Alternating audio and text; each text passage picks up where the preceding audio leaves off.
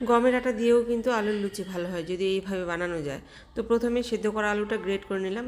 1 কাপের মতো গমের আটা আর হাফ কাপেরও কম চালের গুঁড়ো, স্বাদ মতো লবণ, হাফ চামচের মতো চিনি আর 1 চামচ তেল। এবারে দিয়ে দিলাম ধনে পাতা কুচনো, হাফ চামচ লঙ্কা গুঁড়ো, হাফ চামচ জিরে গুঁড়ো আর জোয়ান আর একটু লেবুর রস। এবারে সবগুলোকে ভালোভাবে মেখে নেব। তো আর একটা আলু হলে ঠিক হতো, যেহেতু আলুটা কম হয়ে গেল তো জল দিয়ে ভালো করে আটাটাকে মেখে নেব। এবারে আটার ডোয়ের উপরে একটু তেল মেখে নিয়ে 30 মিনিট রেখে দেবো ঢাকনা দিয়ে ঢেকে।